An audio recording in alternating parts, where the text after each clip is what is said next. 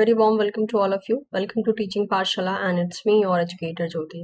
आज इस वीडियो में हम बात करने वाले हैं वाटर साइकिल के बारे में. मैं ऑलरेडी जो है दो biochemical that is biogeochemical cycle upload कर चुकी हूँ, that is phosphorus cycle and carbon cycle. So let's proceed with the water cycle. तो सबसे पहले ये यहाँ पे स्टोरी आती है कि ये वाटर साइकिल है क्या, ये साइकिल्स हम पढ़ते क्यों हैं, क्या काम होता है इसका. तो देखिए सबसे पहले चीज ये होती है कि जो चीजें एटमॉस्फेयर में प्रेजेंट है उनको इंसान, एनिमल्स, प्लांट्स इस्तेमाल कर रहे हैं. इस्तेमाल करने के बाद वो वापस से जहाँ से चली थी, जिस स्टेट से चली थी वो सारी की सारी चीजें वो उसी वापस स्टेट में जो है लौट के चली आती हैं. तो this is what the cycle, कि एक पॉइंट से कोई चीज चली, स्टार्ट हुई, किसी और के अंदर एसिमुलेट हुई यानी किसी और ने उसको यूटिलाइज किया एंड वापस से वो अपने पुराने पॉइंट पर चली आई. This is what the water cycle, मतलब this is what the cycle. चाहे आप कोई भी बायोजियोकेमिकल साइकिल पढ़ें. तो ऐसे ही हमने फॉस्फोरस एंड कार्बन साइकिल पढ़ा था. अब हम जो है वाटर साइकिल को डील करते हैं, देखते हैं कि क्या है और कैसे सब चीजें जो है यहाँ काम कर रही हैं. तो सबसे पहले इन केस अगर हम बात करते हैं, सो it is also a biogeochemical cycle. ठीक है, ये भी एक टाइप का बायोजियोकेमिकल साइकिल ही है. So the water cycle is largely a physical process which will be involving the evaporation and precipitation. Evaporation का मतलब होता है somehow कि water का जो है water vapor में form होके that is sky में चले जाना, and precipitation का मतलब होता है कि वही water जो कि water vapor में गया है बाद में वो precipitate होगा, मतलब कि rain के form में वापस से अर्थ पे आएगा. ठीक है, तो यही दोनों चीजों के बीच में जो है बैलेंसिंग चलती है कि लैंड का वाटर इवेपोरेट होके दैट इज एटमॉस्फेयर में जाता है एंड एटमॉस्फेयर में जो भी दैट इज वाटर कंटेंट रहता है, whether it is in the form of anything, ठीक है, वो जो है प्रेसिपिटेट होके वापस से लैंड पे आता है. This is what the overall thing. So definition क्या है? So the cycle that involve the continuous circulation of water in the earth atmosphere. यानी ये एक ऐसा कंटिन्यूस सर्कुलेशन होता है जिसमें कि वाटर एटमॉस्फेयर में जाता है, फिर लैंड पे आता है, एटमॉस्फेयर में जाता है, फिर लैंड पे आता है, और ये साइकिल चलती रहती है समहाउ. ठीक है, so the water cycle is also called the hydrological cycle. इसको हम हाइड्रोलॉजिकल साइकिल भी कहते हैं because hydro is what, that is related to the water content. तो होता ये है कि जिस भी फॉर्म में वाटर का मूवमेंट हो रहा होता है यहाँ पर, मतलब इन केस अगर हम कहें कि वाटर अपना स्टेट चेंज मतलब ऐसा नहीं करता है जैसे कि कोई कंपोनेंट बीच में अवेलेबल है तो वो जो है वाटर का मतलब स्टेट पूरा ही चेंज कर दे, ऐसा कम देखा जाता है. So it is a physical process fuelled by the sun's energy rather than a chemical one because it consists of essentially two phenomena, that is the evaporation and precipitation. तो रहता तो वो वाटर ही है, अब चाहे वो इवेपोरेट होके atmosphere में जाए या फिर एटमॉस्फेयर से प्रेसिपिटेट होके अर्थ पे आए. सो however the water cycle has a huge influence on the other biogeochemical cycle because so many other nutrients are water soluble. लेकिन इस water cycle का very obvious मतलब एक इफेक्ट जो है बाकी बायोजियोकेमिकल साइकिल पे भी होता है, क्योंकि ऐसे बहुत से न्यूट्रिएंट हैं जो कि साइकिल के थ्रू ही रन करते हैं, वो भी बायोजियोकेमिकल साइकिल का ही पार्ट है, लेकिन they are water soluble. So that is why water का प्रेजेंट रहना या एब्सेंट रहना उन्हें भी इन्फ्लुएंस करेगा एज वेल एज अफेक्ट करेगा. Over 90% of the water that reaches the atmosphere is moisture that has pass through the plant that is excited from the leaves via the transpiration. तो जितना भी 90% water atmosphere में जाता है in the form of a moisture, आप कह सकते हो कि वो somehow plant as well as plant में जो लीव्स प्रेजेंट होती है उनके थ्रू जाता है. So there is a process called the transpiration. ठीक है, ट्रांसपिरेशन क्या होता है? ट्रांसपिरेशन एक ऐसा प्रोसेस होता है, मान लीजिए आपने एक प्लांट कंसीडर किया, ठीक है, अब वो प्लांट जो है सन के प्रेजेंस में अवेलेबल है वहां पे, तो जब सन की लाइट उस पर पड़ती है तो जितना भी वाटर कंटेंट उसने गेन किया होता है उस वाटर कंटेंट को एज बिकॉज जब वो लीफ को इस तरीके से फैला के रखता है, let me take the explanation. Okay, suppose कीजिए दिस इज अ प्लांट. ठीक है, इसने क्या किया, इसका ये जो लीफ है इसका सरफेस एरिया बहुत ज्यादा होता है अगर हम कंसीडर करते हैं तो, और मान लीजिए यहाँ पे सन है जो कि क्या कर रहा है, टेम्परेचर को बढ़ाते जा रहा है. अब इससे होता ये है कि जो भी हीट ये दैट इज रिसीव करता है, एज अ रिजल्ट जितना भी वाटर इसने गेन किया है, दैट इज इसने क्या किया है, दैट इज रूट से जो है वाटर को लिया है, और जो भी वाटर कंटेंट यहाँ पे आया है उसको क्या करता है, ये वाटर वेपर के फॉर्म में वापस से एटमॉस्फेयर में भेजना शुरू कर देता है।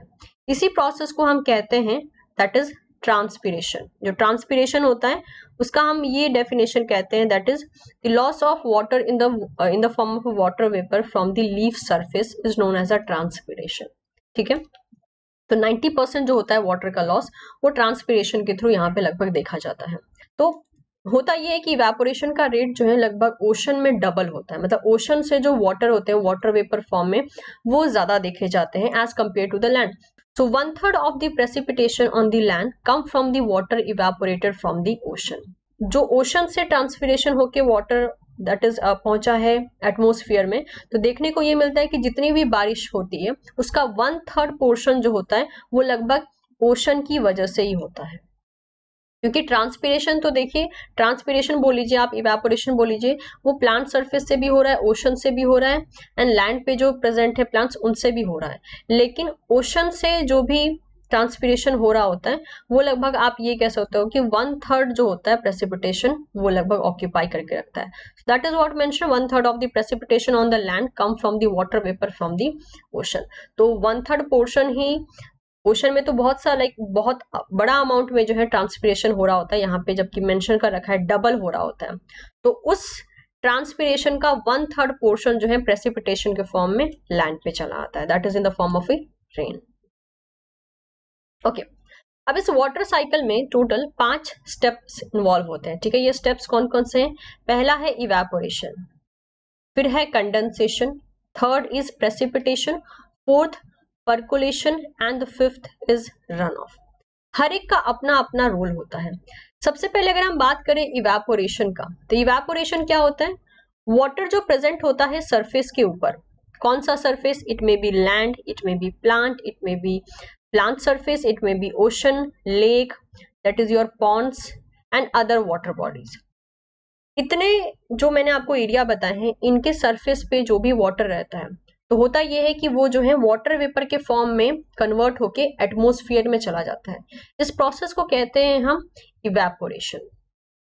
तो पहला हो गया इवेपोरेशन। सेकेंड होता है कंडेंसेशन। कंडेंसेशन क्या होता है? कंडेंसेशन आप कह सकते हो कि एक ऐसा मेथड है जिसके थ्रू जो वाटर होता है, water changes from vapour state to the liquid state. मतलब कि कंडेंसेशन ऑल ओवर अगर हम कहें तो इसमें बहुत से प्रोसेस इन्वॉल्व होते हैं, जैसे कि change in the state of water from gas to the liquid. अब कंडेंसेशन में गैस से लिक्विड में भी चेंज हुआ जा सकता है, या फिर अगर हम इन जनरल कहते हैं तो condensation generally occur in the atmosphere when the warm air rises, cools and loosen its capacity to hold the water vapor। तो अगर हम एक प्रॉपर ढंग से डेफिनेशन के तौर पे समझे कि कंडेंसेशन क्या होता है, तो जब जो भी गर्म दैट इज एयर होती है, वार्म एयर जो होती हैं वो एटमॉस्फेयर में राइज होती हैं। राइज होने के बाद वो वहां पे ठंडी होना शुरू कर देती हैं, और जैसे ही वो हवाएं ठंडी होती हैं वो क्या करती हैं, अपनी कैपेसिटी जो होती है उनकी दैट इज वाटर वेपर को होल्ड करके रखने की, वो अपनी कैपेसिटी लूज कर देती हैं। अब जब वो लूज कर देती हैं तो जो वाटर वेपर होता है वो कंडेंस होके दैट इज बारिश का जो ड्रॉपलेट्स होता है उसमें कन्वर्ट होने लगता है। तो मतलब आप इन जनरल कह सकते हो कि कंडेंसेशन प्रोसेस में जो भी water vapour that is atmosphere में गया है वो कंडेंस होके क्लाउड के फॉर्म में चेंज होता है, एंड क्लाउड फिर ड्रॉपलेट्स के फॉर्म में आता है, ड्रॉपलेट्स के फॉर्म में यानी दैट इज रेन के फॉर्म में वापस से अर्थ पे चला आता है। थर्ड में मेंशन कर रखा है प्रेसिपिटेशन, यानी जो हमने लास्ट में स्टेप कहा दैट इज रेन के फॉर्म में अर्थ पे चले आना, that is what. So when air can not hold more water it precipitate as a rain. If the temperature is very low, it fall as a snow। तो condensation में हमने ये देखा कि जो वाटर वेपर होता है उसको जो है जब एयर होल्ड करके नहीं रख पाती है तो वो अपने होल्ड ना कर पाने की कैपेबिलिटी की वजह से वाटर को लूज करना शुरू कर देती है। अब इसकी वजह से जो है आप कह सकते हो कि वो जो ओवरऑल वाटर कंटेंट था एटमॉस्फेयर में वो क्लाउड में भी चेंज हो जाता है, क्लाउड से जो है रेन में भी चेंज हो जाता है। लेकिन जब वो रेन में चेंज होकर अर्थ पे आता है तो उसे हम प्रेसिपिटेशन कहते हैं। लेकिन जिस एरिया में टेम्परेचर बहुत लो होता है तो उस एरिया में आपने देखा होगा कि स्नोफॉल होता है, तो वो एक ढंग का प्रेसिपिटेशन ही हुआ लेकिन उसका फॉर्म चेंज होता है। तो जहां पे टेम्परेचर बहुत लो पाया जाएगा वहां पे जो है स्नोफॉल भी देखा जाएगा। फोर्थ होता है परकोलेशन। परकोलेशन क्या होता है? Water flow downward under the layer of the soil, these water turns into the ground water जिसे हम कहते हैं infiltration, then it combine to the surface water and things repeat. अब ये परकोलेशन में क्या होता है कि वाटर जो है जमीन पे आया, जमीन से आने के बाद क्या किया, नीचे की तरफ और डाउनवर्ड मूवमेंट किया उसने और जाकर ग्राउंड वाटर में मिल गया। वो ग्राउंड वाटर हो सकता है वाटर किसी वाटर बॉडी में जाकर जो है फाइनली मिल जाए। अब इस तरीके से देखिए वाटर बॉडी में अगर वो वाटर वापस से फाइनली मिल जाता है तो क्या हुआ, वाटर बॉडी से ही तो वाटर इवेपोरेशन के फॉर्म में एटमॉस्फेयर में गया था और वापस से जब वो जमीन पे आ रहा है तो वो फिर से जाकर जो है ग्राउंड वाटर में मिल जा रहा है, तो क्या हुआ, साइकिल रिपीट हो गई, राइट। फिफ्थ होता है run off. Water run over the ground, snow melt will also tend to run off. अब वाटर रन ऑफ में क्या होता है, वाटर कहीं से भी जो है रन मतलब कि आप कह सकते हो बह के दैट इज वाटर बॉडी में चला आ सकता है और इसको हम जो है वाटर रन ऑफ कहते हैं। तो इस ढंग से ये जो प्रोसेस हमने देखा है वाटर साइकिल का, इसी प्रोसेस के थ्रू सारी चीजें जो है बार बार रिपीट हो रही होती हैं। अब जो भी हमने यहाँ पे समझा है इसको थोड़ा सा एक डायग्राम के थ्रू देख लेते हैं। ओके, सपोज कीजिए ये जो यहाँ पे आपको डायग्राम दिखा के रखा है, ठीक है। सबसे पहले क्या होगा, सबसे पहले हम ये देखेंगे कि मान लीजिए ये प्लांट्स है, ये वाटर बॉडीज है, ठीक है। This is a water body, ocean हम ले लेते हैं या फिर आप इसको वाटर बॉडीज भी कह सकते हो, ठीक है, एंड इसको आप प्लांट कंसीडर कर सकते हो। अब होगा क्या कि यहाँ से जो वाटर है वो इवेपोरेट हो जाएगी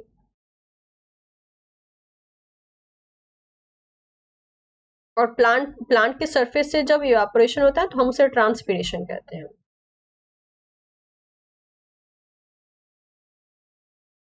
राइट। इवेपोरेशन होने के बाद क्या होगा, वो जाएगी एटमॉस्फेयर में, ओके।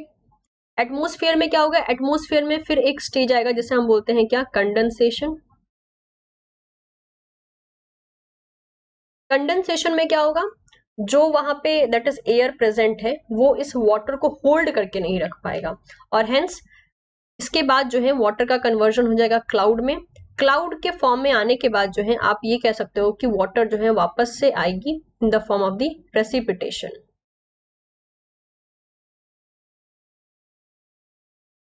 ओके। प्रेसिपिटेशन के फॉर्म में, वाटर के फॉर्म में ये आएगी, राइट। या फिर ऐसा भी हो सकता है कि ये स्नो के फॉर्म में आए और स्नो के फॉर्म में, और अगर ये वाटर आता है यहाँ पर, ठीक है, तो यहाँ पे आप जो है दैट इज यहाँ पे तो मैंने सिर्फ वाटर दिखा के रखा है, इसको अगर आप हम कंसीडर करना चाहें, इसको हम लैंड कंसीडर कर लेते हैं, ठीक है।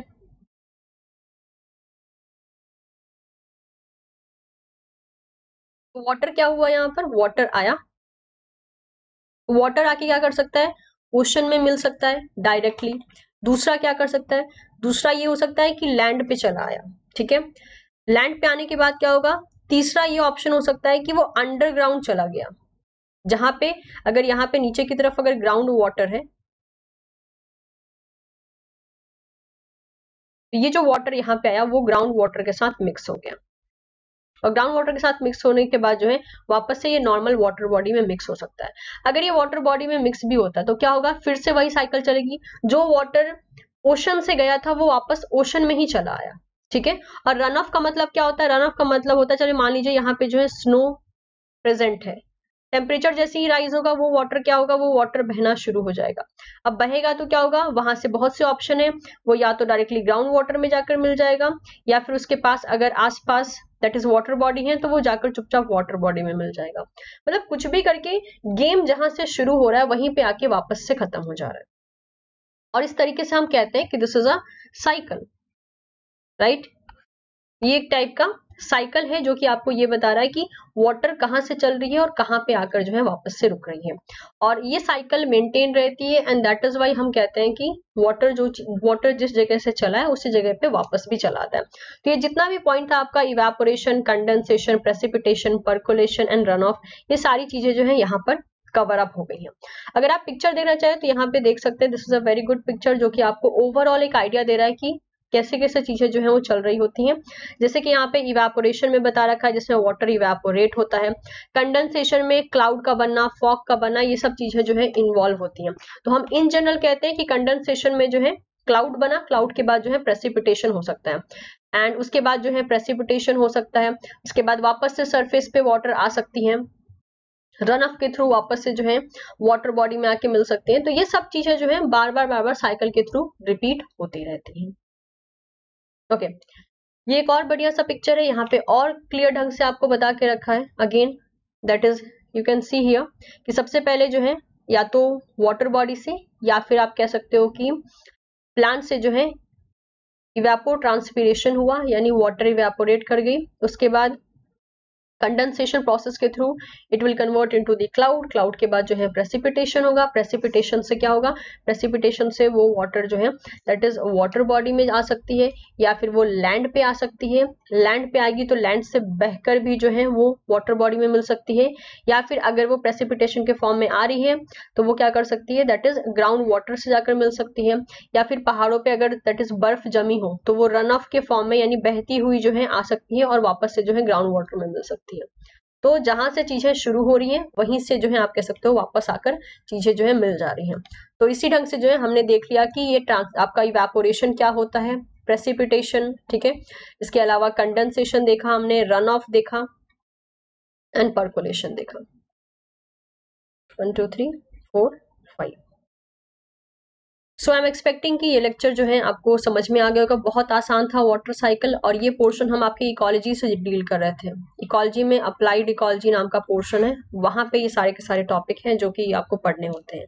सो 1 by 1 में ऑलरेडी 2 साइकिल अपलोड कर चुके हैं, this was the third one. तो thank you so much everyone. Video पसंद आया हो तो इसे प्लीज लाइक जरूर करें और अपने दोस्तों के साथ भी शेयर करें अगर आपके दोस्त इसी टाइप के कुछ एग्जाम्स का प्रिपरेशन कर रहे हैं तो। Thank you so much.